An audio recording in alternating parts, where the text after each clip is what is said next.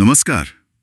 हिमाचल प्रदेश वित्त एवं लेखा सेवाओं यानी HPFAS और दूसरी जो महत्वपूर्ण विभागीय परीक्षाएं हैं उनकी तैयारी कर रहे सभी सरकारी साथियों और जाहिर है नियमों को गहराई से समझने में रुचि रखने वाले सभी श्रोताओं का इस सत्र में बहुत बहुत स्वागत है। आज हम केंद्रीय सिविल सेवा पेंशन नियमावली 1972 के एक बहुत ही जरूरी हिस्से पर बात करने वाले हैं। ये है अध्याय 3, चैप्टर 3, जो क्वालिफाइंग सर्विस यानी अर्हकारी सेवा के बारे में है। मतलब बिल्कुल आसान भाषा में समझें तो नौकरी का कौन सा पीरियड पेंशन के लिए काउंट होगा और कौन सा नहीं, वो सब इसी अध्याय से पता चलता है। इस अध्याय में नियम 21 से लेकर 32 तक हैं और हमारा मकसद साफ है, इन नियमों को, उनके सब रूल्स को और जो सरकारी स्पष्टीकरण यानी GIDs हैं उनके साथ बिल्कुल क्लियर और एक सीक्वेंस में समझना। खासकर जो साथी परीक्षा की तैयारी कर रहे हैं उनके लिए तो ये नियम सीधे सीधे बहुत महत्वपूर्ण है। तो हम हर नियम पर ध्यान से बात करेंगे। बिल्कुल सही कहा। पेंशन की जो पूरी कैलकुलेशन होती है ना, वो इसी पर बेस्ड है कि आपकी क्वालिफाइंग सर्विस कितनी लंबी है। और इसमें कई बारीकियां हैं, जैसा आपने कहा, जैसे कौन सी छुट्टी गिनी जाएगी, कौन सी नहीं, ट्रेनिंग का टाइम काउंट होगा या नहीं, अगर कभी सस्पेंशन हुआ हो तो उस पीरियड का क्या होगा, या सर्विस में कोई ब्रेक आ गया, इन सब का हिसाब कैसे लगता है, यही सब नियम 21 से 32 तक में बताया गया है। तो फिर देर किस बात की, शुरू करते हैं इसे समझना। चलिए सबसे पहले नियम 21 पर आते हैं। ये छुट्टी पर बिताई गई अवधि की गणना के बारे में है। मतलब छुट्टियों का पेंशन वाली सर्विस पर क्या असर पड़ता है। तो नियम 21 का जो मूल सिद्धांत है वो सीधा है। मतलब सेवा के दौरान जो भी छुट्टियां ली, जिनके लिए आपको छुट्टी का वेतन, लीव, सैलरी मिली है ना, वो आपकी क्वालिफाइंग सर्विस में गिनी जाएंगी। और इसमें खास बात ये भी है कि अगर मेडिकल सर्टिफिकेट के आधार पर असाधारण छुट्टी मतलब एक्स्ट्रॉर्डिनरी लीव EOL ली है तो वो भी इसमें शामिल है। अच्छा, यानी सैलरी वाली छुट्टी तो गिनी ही जाएगी और मेडिकल ग्राउंड वाली EOL भी। लेकिन अगर EOL बिना मेडिकल सर्टिफिकेट के ली गई हो, कई बार ऐसा भी तो होता है, तब? उसके लिए नियम 21 में एक खास प्रोविजो है। देखिए, अगर EOL बिना मेडिकल सर्टिफिकेट के है तो नॉर्मली वो नहीं गिनी जाती, ये तो साफ है। लेकिन जो अपॉइंटिंग अथॉरिटी है उसके पास ये पावर है कि वो ऐसी EOL मंजूर करते वक्त ये आदेश दे सकता है कि इसे क्वालिफाइंग सर्विस में गिना जाए। अच्छा, किन सूरतों में? ऐसा 2 स्थितियों में हो सकता है। एक तो अगर छुट्टी लेनी पड़ी क्योंकि कोई सिविल कमोशन मतलब नागरिक अशांति हो गई थी और कर्मचारी ड्यूटी पर नहीं आ पाया। और दूसरा, अगर छुट्टी किसी हायर साइंटिफिक या टेक्निकल स्टडी के लिए ली गई हो। बस यही 2 ग्राउंड्स हैं। पहले एक और होता था पर वो अब हटा दिया गया है। ये जानना जरूरी है कि अपॉइंटिंग अथॉरिटी के पास ये डिस्क्रिशन है। अच्छा, क्या इससे जुड़े कुछ सरकारी निर्णय या GIDs भी हैं जो इसे और क्लियर करते हो? जी हाँ, बिल्कुल है। और ये प्रैक्टिकल लिहाज से काफी महत्वपूर्ण है। पहला GID वो इस बात पर जोर देता है कि सर्विस बुक में EOL की एंट्री बिल्कुल साफ होनी चाहिए। मतलब अगर EOL मेडिकल सर्टिफिकेट पर है या उन 2 खास वजहों से सिविल कमोशन, हायर स्टडी, तो वो क्वालिफाइंग है। अगर किसी और वजह से ली है तो वो नॉन क्वालिफाइंग है और सर्विस बुक में ये लिखा होना चाहिए। पर इसमें एक पेच है। पेच? वो क्या?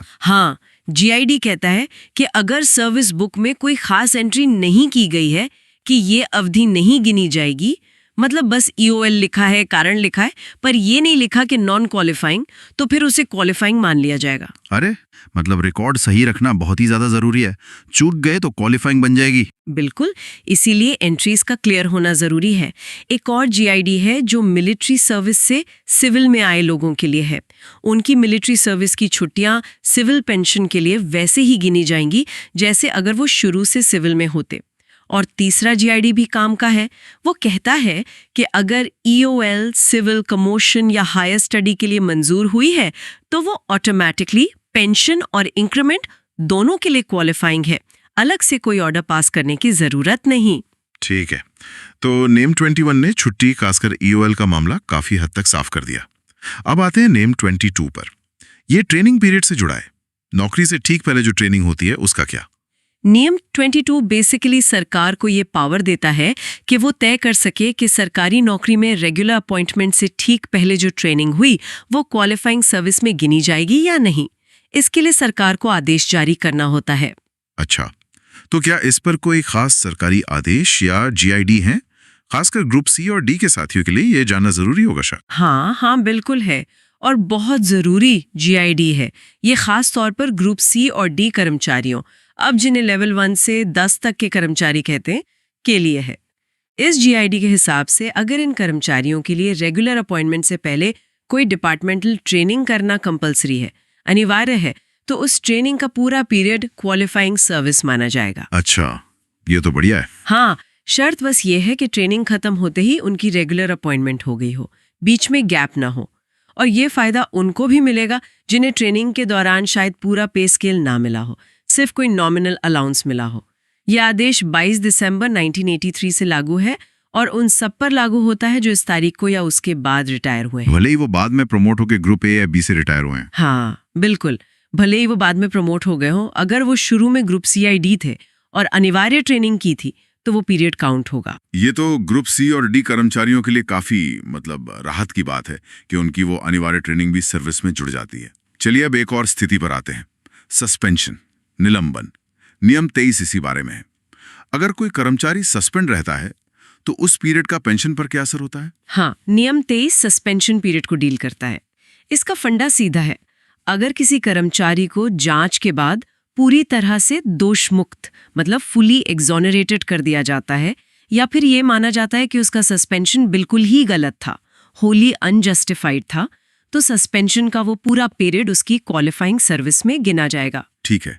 और अगर मान लीजिए पूरी तरह दोष मुक्त नहीं हुआ या सस्पेंशन को गलत नहीं माना गया, तब? हाँ, तो बाकी सभी मामलों में वो सस्पेंशन पीरियड तब तक क्वालिफाइंग सर्विस में नहीं गिना जाएगा जब तक कि जो कॉम्पिटेंट अथॉरिटी है वो खास तौर पर ये आदेश न दे कि इसे गिना जाएगा। और अगर गिना भी जाएगा तो कितना गिना जाएगा, पूरा या उसका कुछ हिस्सा, ये भी आदेश में साफ साफ बताना होगा। अच्छा, क्या यहाँ भी सर्विस बुक में एंट्री का वही चक्कर है जैसे EOL वाले मामले में था? जी हाँ, बिल्कुल। एक GID इसी पर है।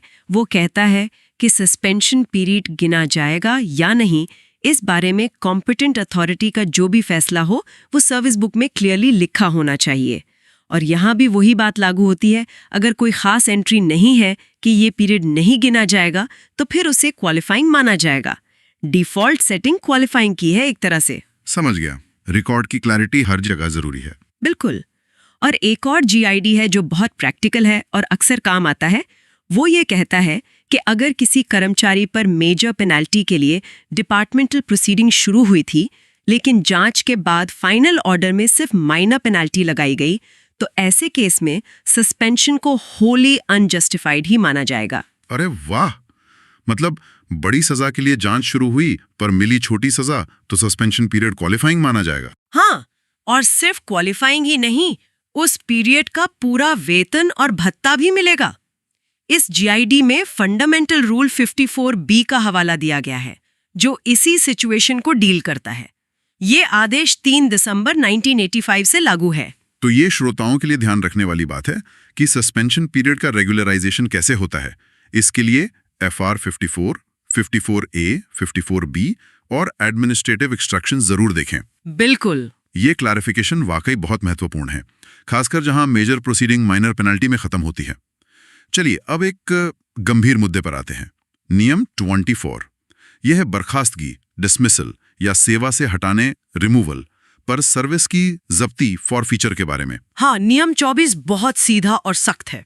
ये कहता है कि अगर किसी सरकारी कर्मचारी को सर्विस या पोस्ट से डिसमिस किया जाता है या रिमूव किया जाता है तो उस तारीख से पहले उसने जितनी भी सरकारी सेवा की है वो सब जब्त हो जाती है, फोफीट हो जाती है। मतलब पेंशन के लिए वो पिछली सर्विस बिल्कुल जीरो हो जाती है। हाँ बिल्कुल, उसका कोई फायदा नहीं मिलता। लेकिन क्या हर तरह की सर्विस टर्मिनेशन को डिसमिसल या रिमूवल माना जाता है?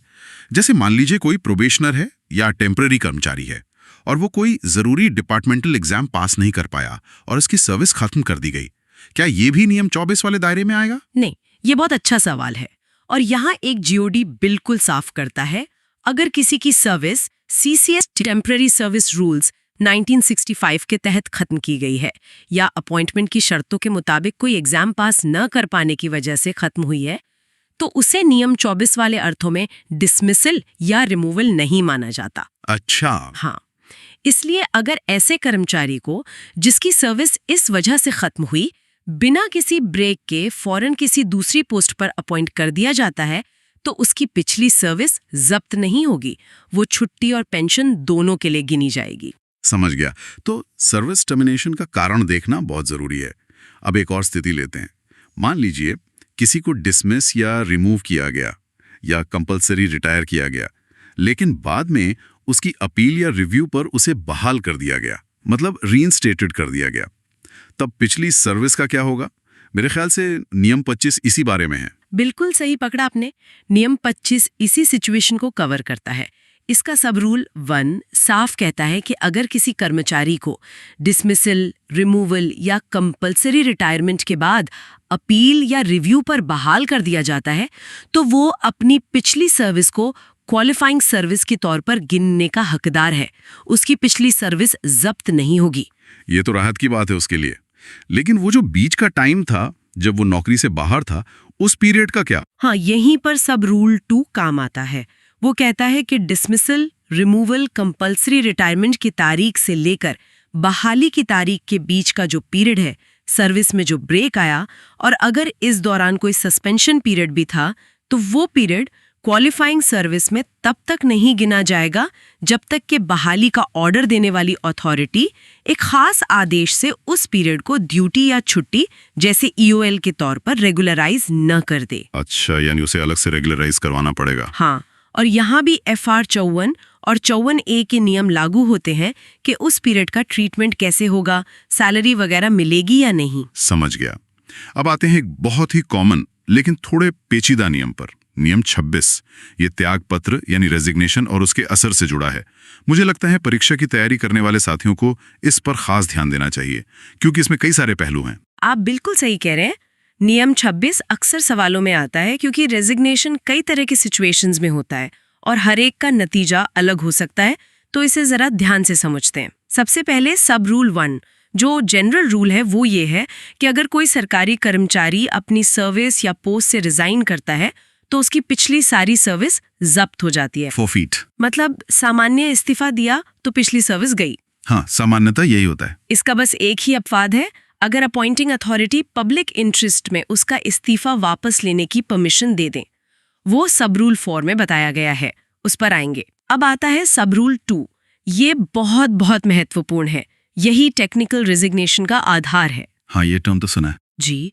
तो अगर कोई कर्मचारी प्रॉपर चैनल से अप्लाई करके सरकार के ही अंडर किसी दूसरी नौकरी परमानेंट या टेम्पररी में सिलेक्ट हो जाता है, और वो नई नौकरी भी ऐसी है यहाँ सर्विस पेंशन के लिए क्वालिफाइंग है, तो पहली नौकरी से जो उसका रेजिग्नेशन होगा वो उसकी पिछली सर्विस को जब्त नहीं करेगा। मतलब पुरानी सर्विस नई सर्विस के साथ जुड़ जाएगी पेंशन और दूसरे फायदों के लिए। अच्छा, ये है टेक्निकल रेजिग्नेशन का मेन पॉइंट। बिल्कुल। अब सब रूल 3 इसी से जुड़ा है।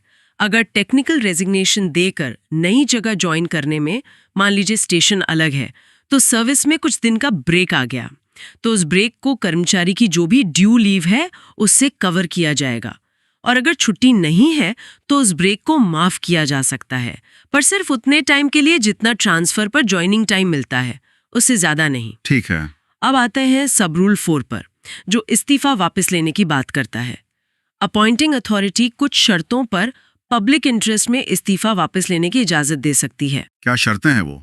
शर्तें ये हैं: 1, इस्तीफा किसी मजबूरी में दिया गया हो और कर्मचारी के रिकॉर्ड पर कोई दाग ना हो, और वापसी का अनुरोध बदली हुई परिस्थितियों की वजह से हो।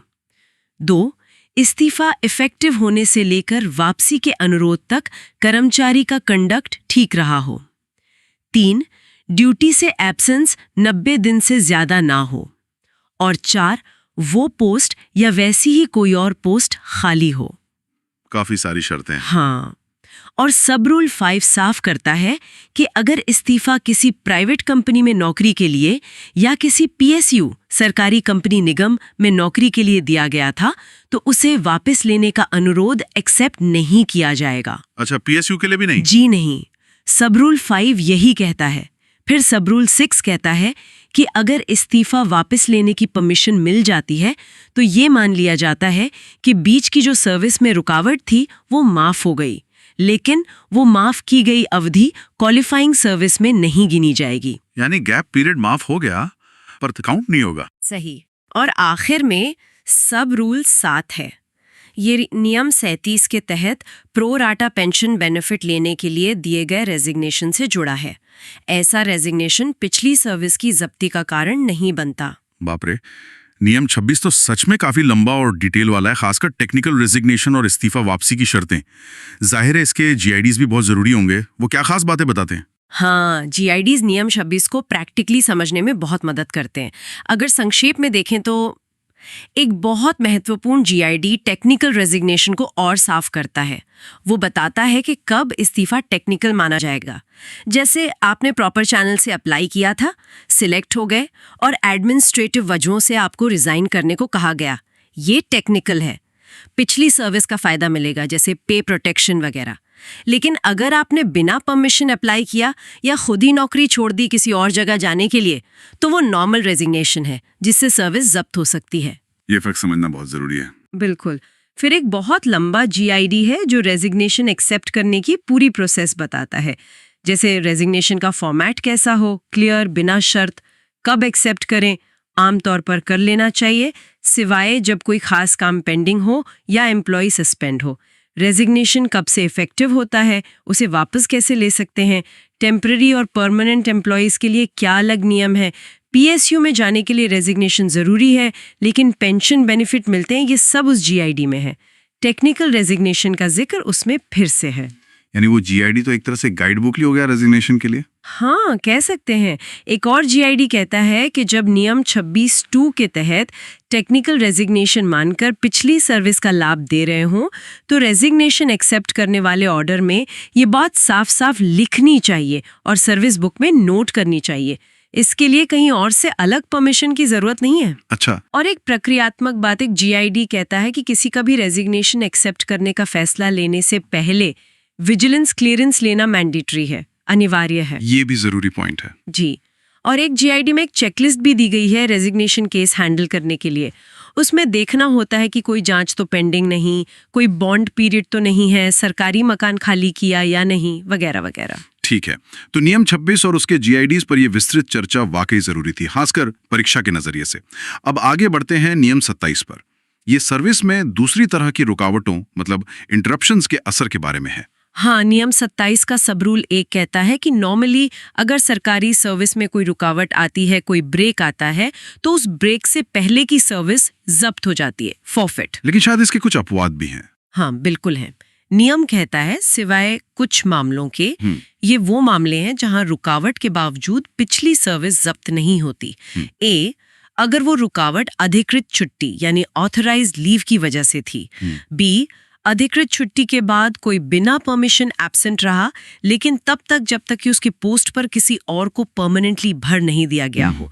सी, सस्पेंशन पीरियड जिसके तुरंत बाद बहाली हो गई हो या सस्पेंशन में ही मॉनिटरी रिटायरमेंट हो गया हो। डी, जब कॉम्पिटेंट अथॉरिटी ने पब्लिक इंटरेस्ट में कर्मचारी को किसी ऐसी सर्विस में ट्रांसफर किया हो जो पेंशन के लिए क्वालिफाइंग नहीं है। और ई, एक पोस्ट से दूसरी पोस्ट पर ट्रांसफर के दौरान जो ज्वाइनिंग टाइम मिलता है वो भी रुकावट नहीं मानी जाती। ठीक है, तो इन स्थितियों में पिछली सर्विस सेफ रहती है। जी। और इसी नियम का सब रूल 2 अपॉइंटिंग अथॉरिटी को ये पावर देता है कि अगर कोई बिना छुट्टी के एब्सेंट रहा है, अनऑथराइज्ड एब्सेंस, तो उस पीरियड को पिछली तारीख से रेट्रोस्पेक्टिवली ईओएल में बदला जा सकता है। अच्छा, यानी अनऑथराइज्ड एब्सेंस को ईओएल बनाकर रेगुलराइज किया जा सकता है। हाँ, बिल्कुल। फिर उस पर ईओएल वाले नियम लागू होंगे कि वो क्वालिफाइंग होगी या नहीं। ठीक है, तो ये थी वो रुकावटें जो या तो जब्ती का कारण नहीं बनती या जिन्हें रेगुलराइज किया जा सकता है। लेकिन क्या ऐसी रुकावटें जिन्हें जब्ती का कारण माना गया है, जैसे नियम 27(1) के सामान्य नियम में, उन्हें माफ करने का, मतलब कंडोन करने का भी कोई प्रावधान है? हाँ, उसके लिए है नियम 28, जो खास तौर पर सेवा में रुकावट की माफी, कंडोनेशन ऑफ इंटरप्शन के बारे में है। इसका क्लॉज ए एक तरह की ऑटोमेटिक माफी की बात करता है। वो कहता है कि अगर किसी कर्मचारी के सरकारी सेवा के 2 कार्यकाल हैं, जैसे पहले डिफेंस या रेलवे में थे, फिर सिविल में आ गए, और उनके बीच कोई रुकावट आई है, तो वो रुकावट अपने आप माफ समझी जाएगी और पहली सर्विस भी क्वालिफाइंग मानी जाएगी। शर्त बस ये है कि सर्विस बुक में इसके खिलाफ कोई खास एंट्री ना की गई हो। अच्छा, ये तो ऑटोमेटिक है अगर रिकॉर्ड में कुछ नेगेटिव नहीं लिखा है।